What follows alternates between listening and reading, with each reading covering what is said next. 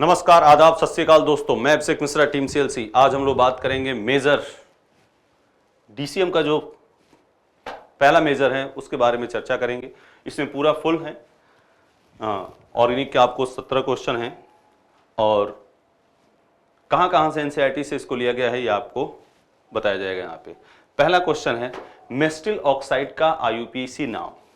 IUPAC name of mesityl oxide कहाँ पे बेटा जानते हो? ये आप चले जाओ कार्बोनिल कंपाउंड चैप्टर और वहां पे जो चार्ट बनी हुई है उसमें सबसे लास्ट लाइन मेस्टिल ऑक्साइड, जिसका फॉर्मूला है CH3। कैसे आपको ध्यान रखना है ये भी बात कर दे रहे हैं। Double bond CHCO CH3। जैसे आप एसीटोन ले लो, उसकी एल्डोल कंडेंसेशन कराओ, वही मेस्टिल ऑक्साइड बन जाएगा। इससे आपको ध्यान रहेगा, एसीटोन लिया और वहां से H2O निकाल दिया। नंबरिंग करते हैं 1 2 3 4 5। ठीक है। 4 मिथाइल, ठीक है, 4 मिथाइल पेंट 3 इन 2 ओन। 4 मिथाइल पेंट 3 इन 2 ओन। ठीक है बेटा। कैसे बनाया है ये भी बता दिया। इसमें एसीटोन का आप एल्डोल कराओ। नेक्स्ट क्वेश्चन पे चलते हैं।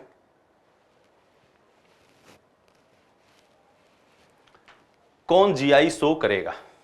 सिंपल सी कहानी, कौन जीआई शो करेगा? तो 3 से लेके 7, 3 to 7, 3 से लेके 7 तक डबल बॉन्ड के अराउंड ज्योमेट्रिकल आइसोमर शो नहीं करता है। तो इसकी बात देखो, ये शो नहीं करेगा। यहां से ये देखो, ये शो नहीं करेगा, डबल बॉन्ड के अराउंड है। ठीक है। यहां क्या है? H और ये H, सिस और ट्रांस, इसके अराउंड शो कर जाएगा, ये शो नहीं करेगा। ठीक है।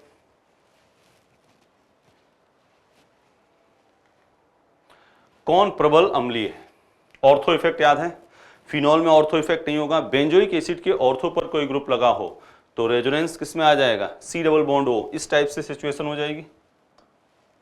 C double bond O, O minus.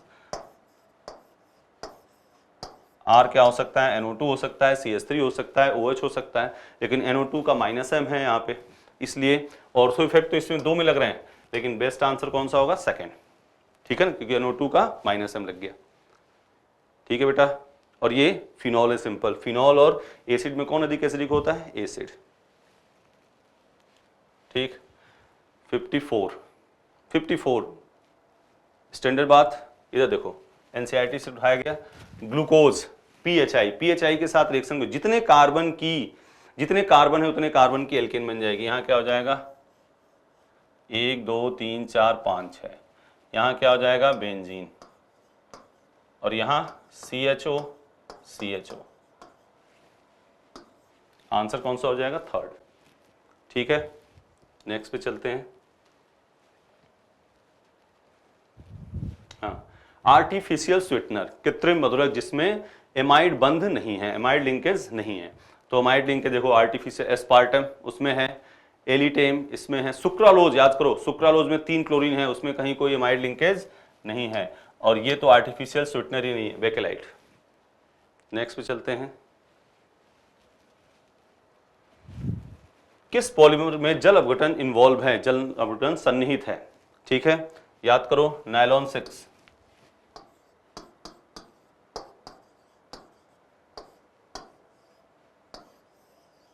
इसकी हाइड्रोलिसिस करते हैं OH और H, तब जाके यहां कुछ ऐसा बनता है, COOH, CH2 और यहां NH2। यहां से OH निकाल दिया, यहां से H निकाल दिया, क्या बन जाएगा? नायलॉन 6। तो नायलॉन 6 में ऐसा होता है। कैप्रोलैक्टम इसका नाम है। ठीक है। आपसे भी पूछ सकता है कि नायलॉन 6 का मोनोमर क्या है, और ये स्टैंडर्ड क्वेश्चन हो गया किसमें हाइड्रोलिसिस इन्वॉल्व है। 57 सिंपल सी क्लेमेंसन रिडक्शन है। C डबल बॉन्ड O किसमें चेंज करोगे? CH2। तो ये किस में चला जाएगा? CH2 में। तो आंसर कौन सा होगा? ये इथाइल बेंजीन। ठीक है बेटा। नेक्स्ट बात करते हैं। आराम से कूल होके काम करना है। Br2 water, glucose, CH2OH, sorry CHO CHOH 4CH2OH, ठीक है ना। Br2 वाटर डालोगे, किस में जाएगा? ग्लूकोनिक एसिड, एनसीईआरटी का प्योर क्वेश्चन है। CHO किस में चला जाएगा? COH में। हाँ, एक बात और यहाँ ध्यान रख लो, ग्लूकोज फ्रक्टोज को इससे Br2 वाटर से डिस्टिंग्विश किया जा सकता है, ठीक है। कोई कहे ग्लूकोज, क्योंकि फ्रक्टोज ये रिएक्शन नहीं देती है, ठीक।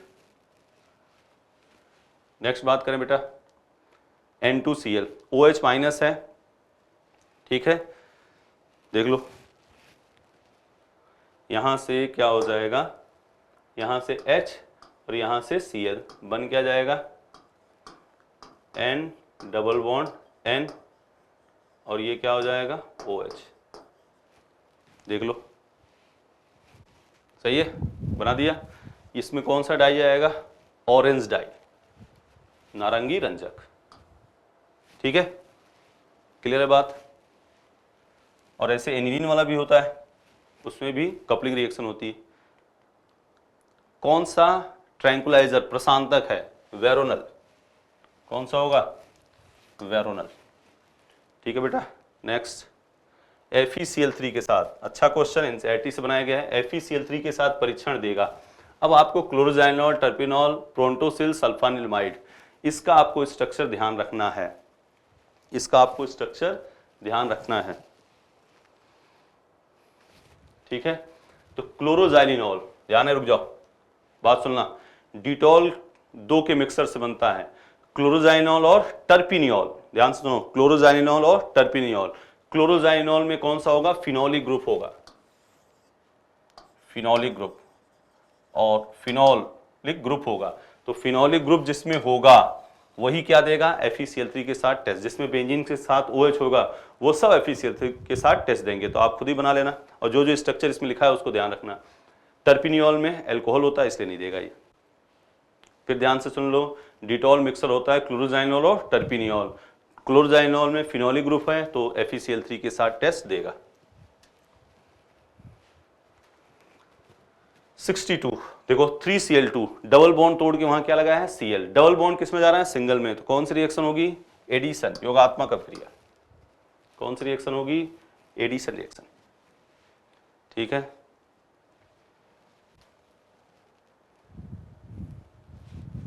हाँ, कौन सा सही कथन है?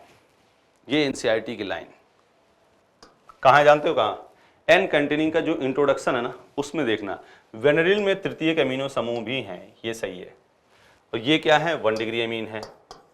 ये क्या है? 1 डिग्री अमीन है। और एनिलीन कार्बिल अमीन परीक्षण नहीं देता, एनिलीन कार्बिल अमीन परीक्षण देता है। एनिलीन है और इसकी CHCl3 KOH के साथ रिएक्शन हुई तो किस में जाएगा? NC में जाएगा, ठीक है। बोलो बेटा, एकदम आराम से 1-2 क्वेश्चन। देखो, जानबूझ की बात है, अगर ये किसी को नहीं आया कोई घबराने की बात नहीं, जानबूझकर आपके सामने ये परोसा गया है कि आप इसको पढ़ लें एक बार। और कहां कहां किस लाइन में है ये बात, हम एन कंटेनिंग का इंट्रोडक्शन खोलो, वहां बेनेडिल के बारे में, हाँ नोकेन के बारे में बात हुई है, तो ये चीज वहां लाइन से आपको पढ़नी है। बात समझ गए इस चीज को? ये किसी गलत हुआ हो कोई घबराने की बात नहीं है, उसको जाके एन कंटेनिंग के कहां जाओगे आप? इंट्रोडक्शन में, ठीक है बेटा। बी पॉजिटिव और इसको काम करना है अच्छे से। यहां देखो, red hot tube Sc triple bond CH, ये क्या हो जाएगा? बेंजीन बन गया। COHCl, Gattermann coach reaction. Gattermann के नाम से कितने रिएक्शन है बेटा? 3, गाटरमान कोच, गाटरमान एल्डिहाइड और सिंपल गाटरमान। इसको रिवाइज करना है। NaBH4 किस में चला जाएगा? ये CH2OH में। कौन सा आंसर होगा? थर्ड। NaBH4 CHO किस में चेंज करेगा? CH2OH में। बोलो बाबू, ठीक है। ये है Cl2 लाइट। अब ये देखो, यहां पे एक बात, ये भी एनसीईआरटी की लाइन है। टोल्यूइन का अगर जो क्लोरीनेशन और हाइड्रोलिसिस करोगे तो क्या बनेगा? बेंजल्डिहाइड। यहां कुछ नहीं दे रखा ना, एक्सिस में दे रखा, तो Cl हो गया, एक Cl पे 2 OH,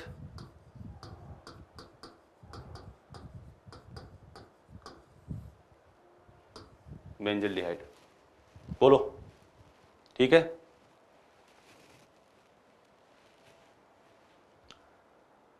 यहां देखिए CH3CH2COH NH3 हीट, तो यहां बन जाएगा CH3CH2CO NH2 और Br2KOH कर देंगे CH3CH2NH2। लेकिन एक बात देखना, यहां कहीं गड़बड़ मत कर देना है। हेलो बाबू, कई बच्चे ए का लिख दिए होंगे, बी का, यहां बी नहीं पूछा गया है, आपसे पूछा गया है ए क्या है, तो ए क्या है CH3CH2CONH2, यहां ए पूछा गया है ना कि बी, तब ए है, देन ए इज, ठीक है। Next anthracene. एंथ्रासीन में अनुनादी संरचना की संख्या, ट्रिक सुना, ये एंथ्रासीन है,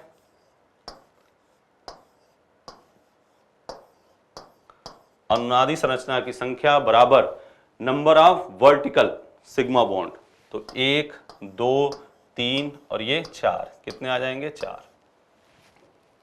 ठीक है बेटा। तो आराम से कूल होके इन सबको काम को करना है। जो क्वेश्चन नहीं आया, अब ये जानबूझ के सभी बेंजीन, नेप्थलीन, एंथ्रासीन सब एनसीईआरटी में है, तो अनुनादी संरचना की संख्या आपसे पूछ ली, ठीक है। बहुत बहुत शुभकामनाएं आपको, नीट में बहुत बेहतर करो, जितना नंबर आए उससे और अच्छा करो, ठीक है। इसी के साथ best of luck, thank you. Hello बच्चों, myself doctor D Raj Rao, team chemistry CLC Sikar. मैं MTS जो पेपर है फर्स्ट, उसमें इनऑर्गेनिक पार्ट का सॉल्यूशन करवा रहा हूँ आपको। तो इनऑर्गेनिक में हमारे पास अलग अलग सेक्शन के अकॉर्डिंग, सेक्शन ए में जो है जो क्वेश्चन है पहले हम उनको देख रहे हैं। सेक्शन ए में देखिए क्वेश्चन नंबर 80 जो आ रहा है, द एटम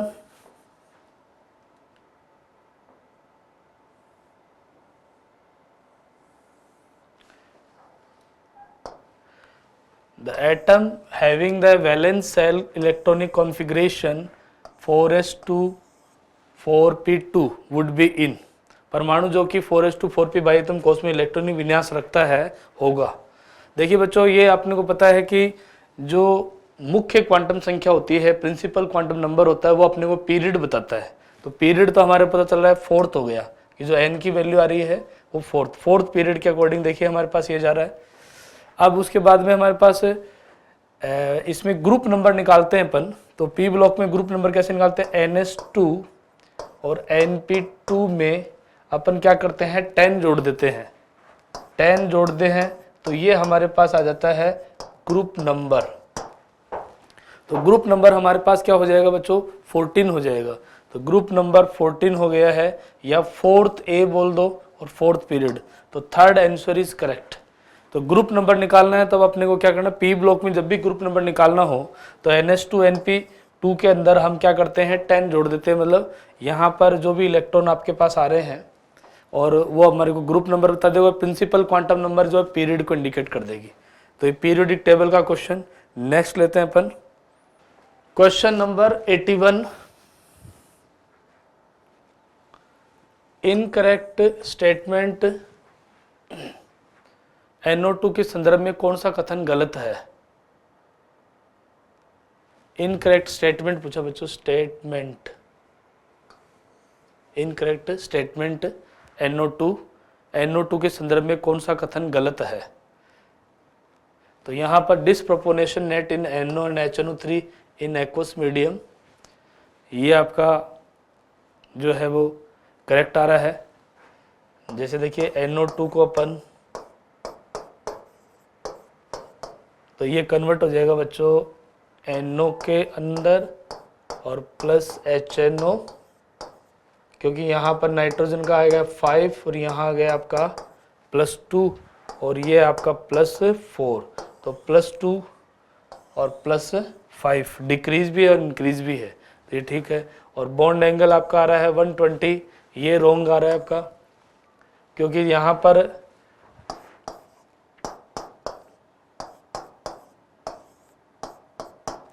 ये बॉन्ड एंगल आएगा जो है थीटा ग्रेटर देन 120 आएगा बच्चों, ये अप्रॉक्सीमेट 134 के आसपास आता है, क्योंकि यहाँ रिपल्सन जो है वो ज़्यादा इफेक्टिव होगा, सिंगल का रिपल्सन ज़्यादा इफेक्टिव नहीं होगा, तो इससे इस रिपल्सन से बॉन्ड एंगल इंक्रीज हो जाएगा। और formed in the reaction copper concentrated zinc और कॉपर दोनों ही कंसंट्रेटेशन रिएक्शन करके और NO2 बना लेंगे और मेटल के नाइट्रेट बन जाएंगे आपके पास। तो हमारे पास सेकेंड आंसर इज करेक्ट। तो next question 82, Z lithium aluminium hydride से रिएक्शन करके LiF और AlF3 बना रहा है। AlF और AlF3 बना रहा है। तो बच्चों यहाँ पर जेड हमारे पास क्या हो गया, डाइबोरेन हो गया।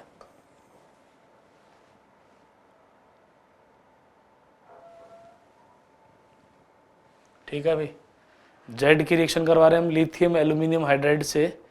तो यहाँ आपके पास में LiF और X बन गया आपका B2S6 डाइबोरेन। फिर ये डाइबोरेन जो है वाटर से रिएक्शन करेगा तो ये बना लेगा आपका H3BO3, ये हो गया Y आपका। और Z जो है, अच्छा दूसरा बच्चों यहाँ पर X जो है वो O2 से रिएक्शन कर B2O3 बना रहा है, यानी B2S6 हमारे पास ये X आ रहा है। और इसकी रिएक्शन हम ऑक्सीजन से कराते हैं, ऑक्सीडेशन करवा देंगे तो ये बोरोन का बन जाएगा ऑक्साइड और ये वाटर निकल गया। तो यहाँ पर जो Z आएगा वो आएगा BF3। देखिए बोरोन का फ्लोराइड अपन यहाँ लेते हैं BF3, इसकी रिएक्शन कराएंगे तभी यहाँ पर हमारे पास क्या बनेगा बच्चों, LiF बनेगा, AlF3 बनेगा और साथ में बोरोन का हाइड्राइड बनेगा। तो Z हमारे पास क्या है, BF3 है।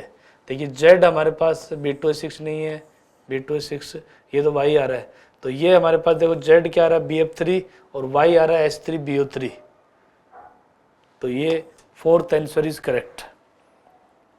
Z हो गया हमारे पास BF3 और X आपके पास क्या हो गया बच्चों, B2S6 हो गया।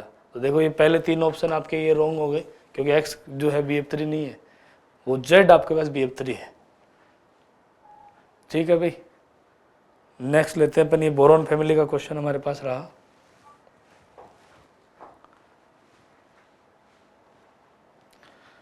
The EAN of cobalt in complex ion CON twice Cl2 plus संकुल आयन CON twice Cl2 में कोबाल्ट का EN क्या होगा।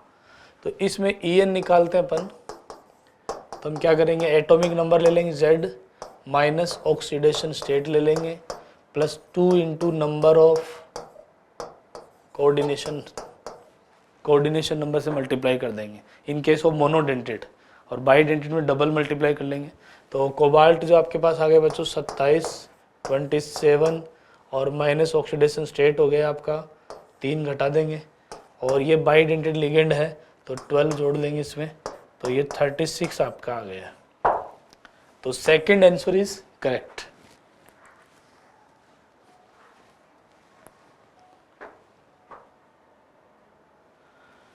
विच of following has regular tetrahedral shape. Tetrahedral shape का मतलब है हाइब्रिडाइजेशन sp3 आपको देखना बच्चों। तो यहाँ देखिए BF4 जो आपके पास आ रहा है sp3 टेट्राहेड्रल शेप आ गया आपका। अब अलग अलग आप हाइब्रिडेशन निकालोगे, यहाँ I3 माइनस है तो I3 में आयोडीन वैलेंस सेल में 7, 7 + 2 9 और 10, तो sp3d हाइब्रिडाइजेशन हो गया sp3d। और यहाँ SF4 में भी sp3d हाइब्रिडाइजेशन हो गया। और यहाँ जीनोन में देखोगे तो जीनोन में 8 और 4, 8 हो गए वैलेंस सेल और ये 4 ये, तो 8 और 4 12, तो sp3d2 हो गया हाइब्रिडेशन। तो हमारे पास थर्ड आंसर इज करेक्ट।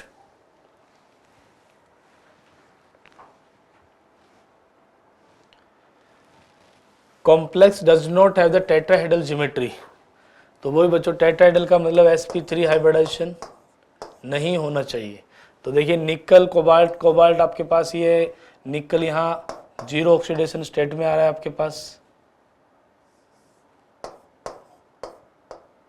ये 0 ऑक्सीडेशन स्टेट में है निकल।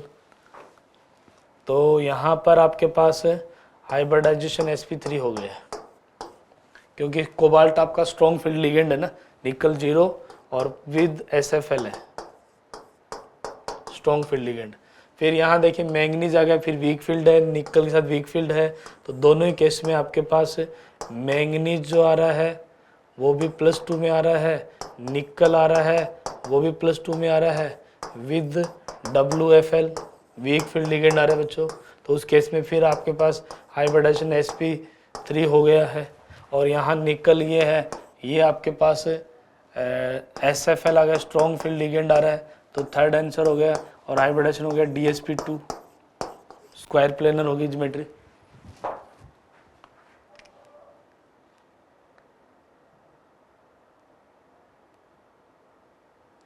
नेक्स्ट लेते हैं, which of the following pairs have the identical values of bond order? Identical values of bond order में कुछ यौगिक का बंध क्रम समान है, ये पूछा है।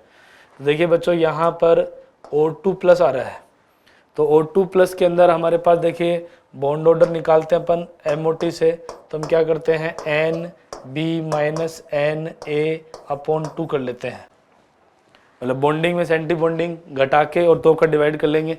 तो O2 के अंदर हमारे पास O2 का बॉन्ड ऑर्डर कितना होता है, 2 होता है। O2 का बॉन्ड ऑर्डर होता है आपका 2, तो O2+ का कितना हो जाता है बच्चों, ये आ जाता है 2.5 आ जाएगा। और ऐसे N2 में अप्लाई कर लेंगे, ओनली N2 का बॉन्ड ऑर्डर कितना होता है, इसका होता है 3, और N2+ का बॉन्ड ऑर्डर कितना होगा 2.5। तो हमारा फर्स्ट आंसर जो है वो करेक्ट हो जाएगा बच्चों। F2 और Ne2 में देखिए आपके पास अलग अलग बॉन्ड ऑर्डर आएगा, इसमें बॉन्ड ऑर्डर 1 आएगा, इसमें 0 आएगा। ऐसे C2 में निकालोगे तो C2 में 2 बॉन्ड ऑर्डर आएगा और दोनों बॉन्ड पाई होंगे, N2 में 3 आ जाएगा। ठीक है बच्चों, और ऐसे अपन यहाँ O2 में निकाल लेंगे और B2 में निकाल लेंगे। तो MOT अप्लाई कर दीजिए आप उसके अकॉर्डिंग, तो आपका फर्स्ट आंसर जो है वो करेक्ट हो जाएगा।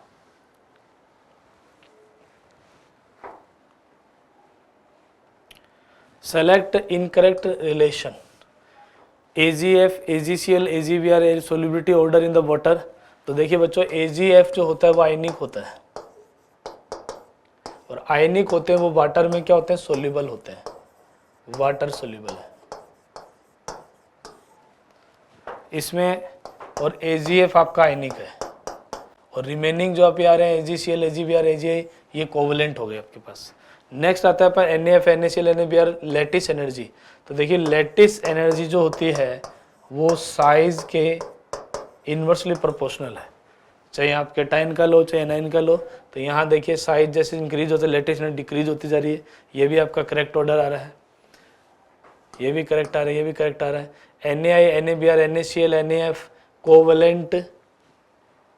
कोवेलेंट करेक्टर सहसंयोजक लक्षण का क्रम आ रहा है।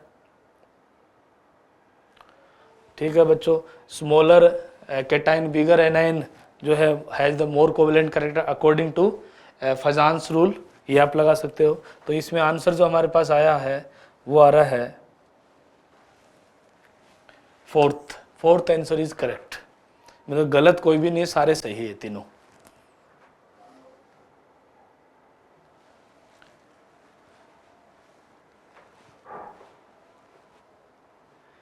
A salt acts on the heating gives 2 paramagnetic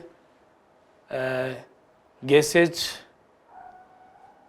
First is colored and the other is colorless and gives the apple green color during flame test. Salt acts each. देखिए एक लवण X है, उसको गर्म किया हमने, हीट किया, 2 अनुचुंबकीय गैस देता है पैरामैग्नेटिक।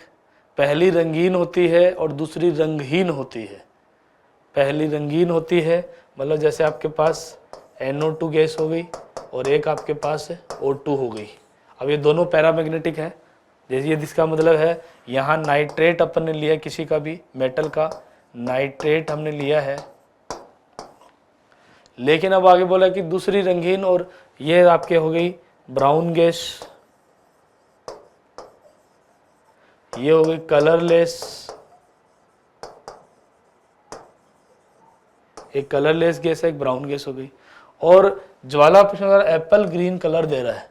एप्पल ग्रीन कलर बच्चों बेरियम देता है, बेरियम जो होता है एप्पल ग्रीन देता है। कैल्शियम जो होता है ब्रिक रेड देता है आपके पास, ठीक है। और मैग्नीशियम बेरिलियम जो होता है वो ज्वाला परीक्षण जो है फ्लेम टेस्ट देते ही नहीं है।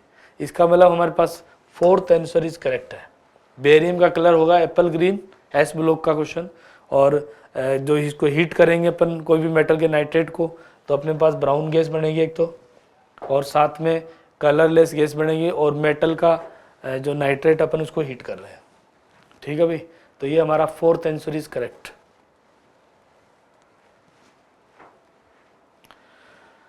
The three isotope of the hydrogen differ from one another in 1H1, 1H2, 1H3। तीन आइसोटोप होते हैं, प्रोटियम, ड्यूटेरियम, ट्राइटियम। तो फर्स्ट बोला एटॉमिक नंबर सबका सेम है, नंबर ऑफ प्रोटॉन की बात करें वो भी सेम है, न्यूक्लियर चार्ज की बात करें तो ये जो है न्यूक्लियर चार्ज इनका होता ही नहीं, अलग अलग आइसोटोप है ये तो। और न्यूक्लियर मास जो होता है वो इनका डिफरेंट होता है। फोर्थ आ जाएगा बच्चों, न्यूक्लियर मास अलग अलग। देखो ये न्यूक्लियर मास होता है, यहाँ कोई भी अपन आइसोटोप लेते हैं, ये Z होता है, ये A होता है, तो A डिफर होता है और Z सेम होता है, और उसी को अपन आइसोटोप बोल रहे हैं।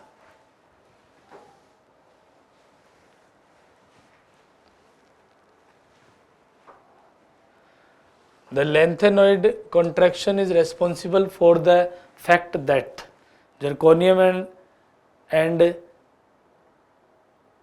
Y have about the same radius। नहीं, ये तो यट्रिबियम हो गया है। जर्कोनियम और हैफनियम का जो साइज है, जर्कोनियम और हैफनियम का साइज ऑलमोस्ट सेम रहता है। रीजन है ड्यू टू लैंथेनॉइड कॉन्ट्रैक्शन। तो third answer is correct. Zirconium and zinc have the same oxidation state. नहीं, जर्कोनियम +4 में जा, जिंक +2 में जा सकता है।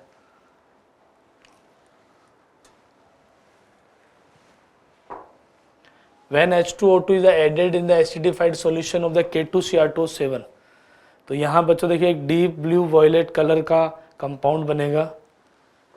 देखिए जब भी अपन K2Cr2O7 और उसमें मिला देते हैं H2O2 हाइड्रोजन परऑक्साइड, तो ये हमारे पास एक CrO5 बनता है ब्लू कलर का। ये रहा CrO ब्लू, ये ब्लू कलर का कंपाउंड बनता है, ब्लू वॉयलेट बोल दो,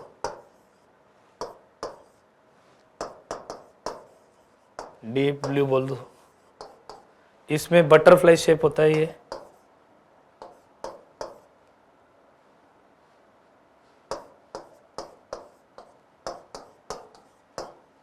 परऑक्साइड लिंकेज होता है, बटरफ्लाई शेप होता है। तो ये थर्ड आंसर इज करेक्ट है बच्चों।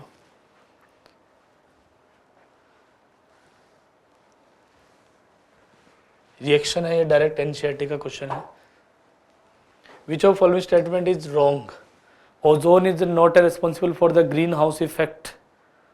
Ozone can oxidise the sulphur dioxide present in the atmosphere. Sulphur trioxide सही है, उसको ऑक्सीडाइज कर सकता है। देखिए ओजोन जो होता है O3 टूट जाता है O2+ नेसेंट ऑक्सीजन में, तो ये ऑक्सीडाइजिंग एजेंट होता है, तो ये ऑक्सीडाइज कर सकता है। Ozone is the thinning of the ozone layer present in stratosphere सही है। ओजोन छिद्र जो है समतापमंडल पे से ओजोन के परत का कहीं कहीं पतला होना है, सही बात है। Ozone is produce in the upper stratosphere by the action of UV rays on the oxygen. Oxygen की रिएक्शन जब यूवी रेज के साथ होती है ना, in presence of UV rays, तो ये O3 में कन्वर्ट होता रहता है। तो पहला जो आ रहा है ये ozone is not responsible for the greenhouse effect. Responsible है वैसे मेनली गैसेज के अंदर बात करें तो मीथेन है, CO2 है, वाटर वेपर है, ये नाइट्रोजन ऑक्साइड है, ये रिस्पॉन्सिबल होते हैं। लेकिन ओजोन भी रिस्पॉन्सिबल होते हैं। अपन ये नहीं कर सकते कि रिस्पॉन्सिबल नहीं है। बिल्कुल एनसीईआरटी से आप इसको मैच कर सकते हो।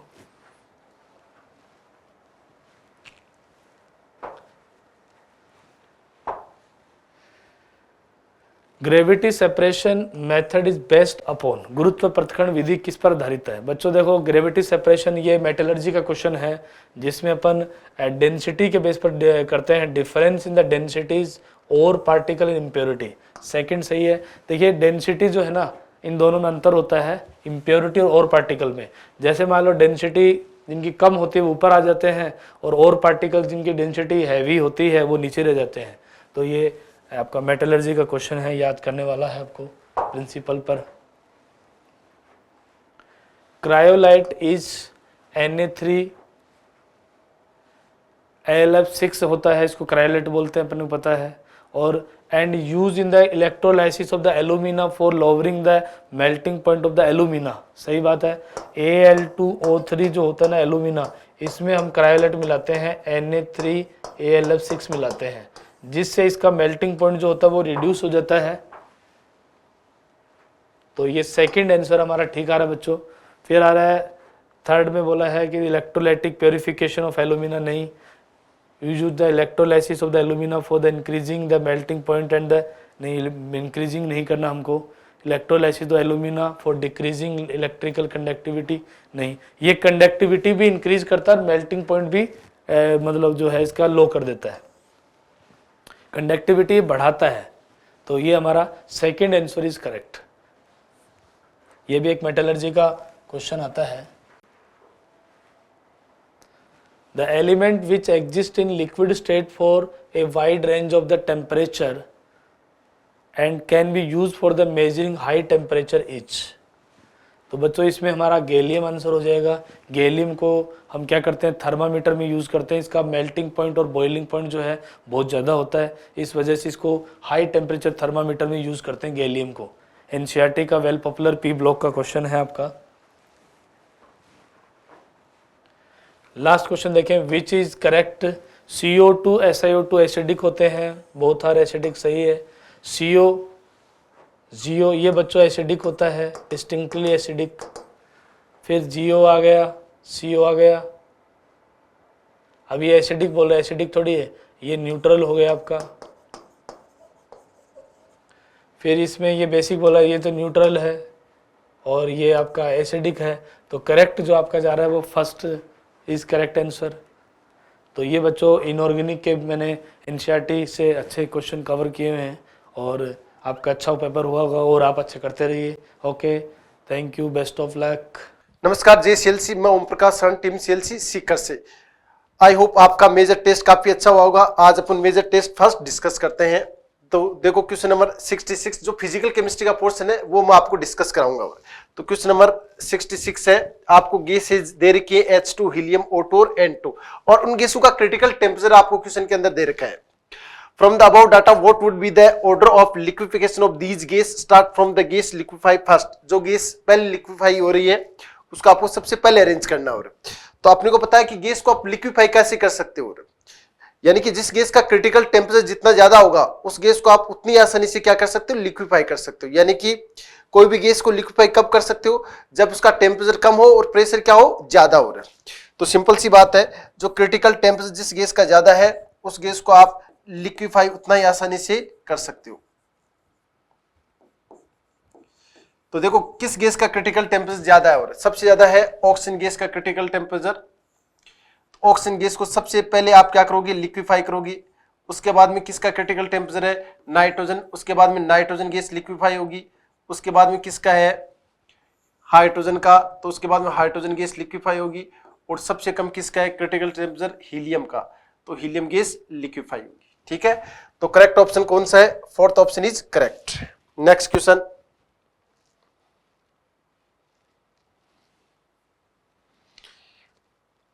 Question number 67, 8 gram of oxygen has same number of atom at that is, यानी कि 8 ग्राम ऑक्सीजन में जितने नंबर ऑफ एटम्स हैं उन चारों ऑप्शन में किसके इक्वल हो रहे हैं। तो सबसे पहले आप मोल कैलकुलेट करो। तो मोल इक्वल टू क्या होगा, 8/32, यानी मोल आपके पास आ गई 1/4। अब आपको एटम्स कैलकुलेट करने हैं, तो number of atoms equal to क्या होगा, नंबर ऑफ एटम्स। तो ऑक्सीजन में कितने नंबर ऑफ एटम्स है, 2 है। तो 2 इंटू मोल कितना, 1/4 इंटू Na हो रहा है। तो ये आपके पास आ जाएंगे Na/2, ये आपके पास एटम्स आ जाएंगे। ये Na/2 जो एटम्स है वो किसके इक्वल है, तो फर्स्ट ऑप्शन चेक करते हैं। तो इसके अंदर मोल कितना आ गया आपके पास, 14/28, 1/2 मोल आ गया। और इसके अंदर एटम्स की बात करें, इसमें एटम्स कितने हैं, 2 है। तो 1/2 इंटू एटम्स 2 इंटू Na, तो इसके अंदर जो एटम आएगा वो आपके पास क्या आएगा, Na एटम आएगा। तो फर्स्ट ऑप्शन नहीं हो सकता। सेकंड ऑप्शन है, इसके अंदर अपन मोल कैलकुलेट करें तो मोल इक्वल टू क्या आएगा 7 अपॉन इसका मोलिकुलर मास कितना हो गया 28, कार्बन का 12 और ऑक्सीजन का 16 हो रहा है। तो ये कितना आ गया आपके पास 1/4 मोल आ गया। अब आपको एटम्स कैलकुलेट करने, तो एटम्स इक्वल टू क्या हो गया, एटम्स इसमें कितने 2, तो 2 इंटू 1/4 इंटू Na, तो आपके पास एटम कितने आ जाएंगे Na/2 एटम आ जाएंगे, तो इस के इक्वल हो जाएगा। तो second option is correct. Next question,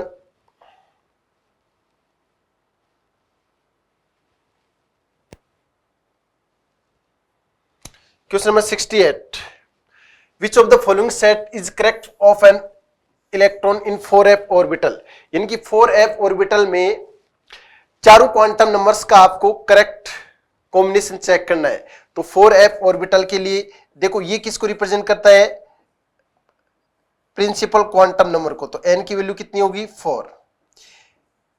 l किसको रिप्रेजेंट करता है, सबसेल को, तो f सबसेल के लिए l की वैल्यू कितनी होगी 3, और m की वैल्यू क्या होगी -3 से +3 के बीच में कुछ भी हो सकती है, और -3 और +3 भी हो सकते हैं, तो -3 -2 -1 0 +1 +2 और +3, और ऐसे स्पिन क्वांटम नंबर जो क्या हो सकता है ±1/2। तो ऑप्शन चेक कर लो। पहला ऑप्शन है n = 4, l = 3, m = 4। यहां पे ये गड़बड़ हो गया, और n और l की वैल्यू कभी इक्वल नहीं हो सकती, n की वैल्यू हमेशा किससे ज्यादा होगी, l की वैल्यू से ज्यादा होगी। तो फर्स्ट ऑप्शन भी गलत हो गया, सेकंड भी गलत हो गया। n की वैल्यू 4 है, l की वैल्यू 3 है, तो m की वैल्यू 1 हो सकती है, -3 से +3 कुछ भी हो सकती है, और ठीक है। तो थर्ड ऑप्शन क्या है, सही है। फोर्थ ऑप्शन गलत, तो करेक्ट ऑप्शन कौन सा हो गया, थर्ड हो गया। Next question 69, the equilibrium concentration, ये आपको इक्विलिब्रियम कंसंट्रेशन दे रखी है in a sealed vessel at 800 kelvin and 1 atm pressure, what will be the Kp of the reaction. इस रिएक्शन का आपको केपी कैलकुलेट करना है, ठीक है ना। तो हम जानते हैं कि ये आपको जो केमिकल रिएक्शन दे रखी है, इस केमिकल रिएक्शन से आपको पता लग गया होगा कि डेल्टा एन की वैल्यू क्या है, यहाँ पे 0 है, डेल्टा एन की वैल्यू क्या होगी 0, और केपी और केसी में क्या रिलेशन होता है, केपी = केसी RT की पावर क्या हो जाएगा, डेल्टा एन हो जाएगा, और डेल्टा एन की वैल्यू 0 पुट कर दो तो आपको पता है केपी किसके बराबर हो जाएगा, केसी के बराबर। तो अपन केसी की वैल्यू कैलकुलेट करते हैं, और केसी = क्या होता है, प्रोडक्ट की कंसंट्रेशन पर रिएक्टेंट की कंसंट्रेशन। तो प्रोडक्ट क्या है, N2 की कंसंट्रेशन O2 की कंसंट्रेशन अपॉन NO का स्क्वायर। तो Kc = क्या हो जाएगा, N2 की कंसंट्रेशन देखो कितनी देर की है, 3 × 10⁻³ और O2 की कंसंट्रेशन कितनी देर की है, 4.2 × 10⁻³ और नीचे NO की कंसंट्रेशन क्या देर की है, 2.8 × 10⁻³ का स्क्वायर। तो ऊपर देखो 10⁻6 है, नीचे भी 10⁻⁻ का क्या हो जाएगा 6 हो जाएगा। तो Kc = क्या हो जाएगा 12.6 अपॉन 7.84, इसकी वैल्यू अराउंड क्या आएगी आपके पास 1.6 के अराउंड आएगी, ठीक है। तो Kc की वैल्यू 1.6 है, और हम जानते हैं Kc किसके इक्वल है, Kp के इक्वल है, तो Kp की वैल्यू भी क्या आएगी 1.6 आएगी। तो करेक्ट ऑप्शन कौन सा हो जाएगा, second option is correct. Next question, हाँ तो क्वेश्चन नंबर 70 देखो, द प्रेसिपिटेशन ऑफ Ag2CrO4 जिसका Ksp आपको दे रखा है is obtain when equal volume of which of the following are mixing हो रहा है। और प्रेसिपिटेशन के केस में क्या होगा, we know that KIP is greater than KSP हो रहा है, और KSP की वैल्यू आपको गिवन है 9 × 10⁻12 है। तो इसका आप आयनाइज करो, तो Ag2CrO4 इसको आप आयनाइज करोगे तो ये 2Ag + CrO4 -2 हो रहा है। तो इसका KIP अपन कैलकुलेट करेंगे, तो KIP = क्या हो जाएगा, Ag+ की कंसंट्रेशन का स्क्वायर CrO4 -2 की कंसंट्रेशन, दोनों का इक्वल वॉल्यूम लिया है, इसका भी आप V वॉल्यूम ले लो और इसका भी V वॉल्यूम ले लो। तो फर्स्ट ऑप्शन चेक करते हैं, तो इससे आपका KIP क्या आएगा, देखो Ag प्लस n की कंसंट्रेशन क्या होगी 10 की पावर माइनस का 5 अपन टोटल वॉल्यूम कितना हो जाएगा 2V, V और 2V का स्क्वायर, और यहाँ पे क्या हो जाएगा 10 की पावर माइनस का 13 बाई 2V, V से V क्या हो गया कैंसिल आउट, तो ये आपके पास क्या आएगा 10 की पावर माइनस का 10 इंटू 10 की पावर माइनस का 3 अपॉन कितना आ जाएगा 8, तो ये आ जाएगा 1.25 इंटू 10 की पावर माइनस का 14। इसमें क्या है, इसमें KSP की KIP की वैल्यू कम है और KSP की वैल्यू क्या है ज्यादा है, किससे KIP से, तो पहला ऑप्शन नहीं हो सकता होना। ऐसे सेकंड ऑप्शन चेक करेंगे तो इसका स्क्वायर करोगे तो 10 की पावर माइनस 10 और ये क्या हो जाएगा 10 की पावर माइनस का 2, तो ये क्या हो जाएगा 10 की पावर माइनस का 12 है। तो अपन इसका अगर KSP चेक करें KIP चेक करें तो क्या हो जाएगा 10 की पावर माइनस का 12 है अपॉन नीचे क्या आएगा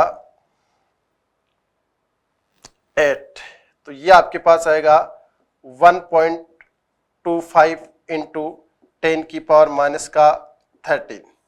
ये भी देखो KSP की वैल्यू है, KIP की वैल्यू क्या है कम है, किससे KSP से। हाँ, तो क्वेश्चन नंबर 98 क्या है, बेरियम हाइड्रोक्साइड जिसकी पीएच आपको दे रखी है, 10 ml सॉल्यूशन के अंदर इसके मिलीमोल आपसे पूछे हैं। तो बेरियम हाइड्रोक्साइड क्योंकि क्या होता है बेस होता है और इसकी पीएच आपको दे रखी है 13, तो इसकी पीओएच कितनी होगी, पीओएच 1 होगी, और लॉग की प्रॉपर्टी से OH माइनस आयन की कंसंट्रेशन क्या आ जाएगी 10 की पावर माइनस का 1 आ जाएगी आपके पास, ठीक है। अब देखो बेरियम हाइड्रोक्साइड को आप आयनाइज करोगे तो ये किस में होगा, बेरियम प्लस 2 OH माइनस 1, इसकी सॉल्युबिलिटी S है, इसकी भी S होगी और इसकी 2S होगी, तो OH माइनस आयन की कंसंट्रेशन है वो किसकी इक्वल है 2S के इक्वल है, और जो आपको क्या दे रही है 10 की पावर माइनस 1, तो S बराबर क्या हो जाएगा 10 की पावर माइनस 1 बाई 2 हो जाएगा। ये सॉल्युबिलिटी किस में आएगी, मोल पर लीटर में आएगी। पर लीटर का मतलब 1 लीटर सॉल्यूशन के अंदर इसके मोल कितने आएंगे 10 की पावर माइनस 1, 1 लीटर बोल दो या 1000 ml बोल दो, तो 1000 ml के अंदर मोल ऑफ बेरियम हाइड्रोक्साइड कितना है 10 की पावर माइनस 1 बाई 2, तो 1 ml में कितना होगा 10 की पावर माइनस 1 बाई 2 अपॉन 1000, और 10 ml में कितना होगा 10 ml में मोल आ जाएंगे इसके 10 की पावर माइनस का 1 2000 नीचे आ जाएगा, मल्टीप्लाई करोगे इंटू 10, तो ये आ जाएगा आपके पास 10 की पावर माइनस का 3 बाई 2, ये आपके पास मोल आ गए। तो मैं ऐसे भी बोल सकता हूँ इसकी मिलीमोल कितने आएंगे, तो 1 बाई 2 क्या आ जाएंगे इसकी मिलीमोल आ जाएंगे, जिसको मैं क्या लिख सकता हूँ 0.5। तो करेक्ट ऑप्शन कौन सा है, second option is correct. Next question 99, ये आपको एक रिएक्शन दे रखी है, which of the following expression is correct for the rate of reaction given below, यानी कि आपको अभिक्रिया दे रखी है और इसका रेट ऑफ रिएक्शन लिखना, तो इसका रेट ऑफ रिएक्शन लिखोगे तो रेट इक्वल टू क्या हो जाएगा, रिएक्टेंट के आगे साइन क्या लगाओगे नेगेटिव, क्योंकि इसकी कंसंट्रेशन टाइम के साथ क्या हो रही है डिक्रीज हो रही है, अपॉन 5 dt। अब रिलेशन आपको Br माइनस और H प्लस के अंदर निकालना है, तो मैं इन दोनों के बीच में रिलेशन निकालता हूं, तो ये भी रिएक्टेंट है, तो माइनस का 1/6 डेल H प्लस आयन की कंसंट्रेशन अपॉन डेल्टा टी, हो माइनस से माइनस कैंसिल आउट हो जाएगा, तो मैं लिख सकता हूँ डेल्टा Br माइनस आयन की concentration upon delta T equal to क्या हो जाएगा 5/6 डेल H प्लस आयन की कंसंट्रेशन अपॉन डेल्टा टी। तो देखो कौन सा एक्सप्रेशन सही होगा, तो इसके अंदर एक्सप्रेशन सही होगा थर्ड। नेक्स्ट क्वेश्चन दे रखा है, 1 mole of an ideal gas initially present in A 2 litre insulated cylinder, insulated cylinder का मतलब हीट का ट्रांसफर नहीं हो रहा है, Q इक्वल टू 0 हो रहा है, at 300 kelvin, is allowed to expand against vacuum to 8 litre. Vacuum के अंदर और वैक्यूम में वर्कडन क्या होता है 0 होता है, क्यों, क्योंकि इसमें कोई एक्सटर्नल प्रेशर नहीं लगता, क्योंकि एक्सटर्नल प्रेशर 0 होगा तो वर्कडन भी क्या होगा 0 होगा। तो कौन सा ऑप्शन सही होगा, फर्स्ट ऑप्शन सही होगा। ठीक है, thank you so much JCL से।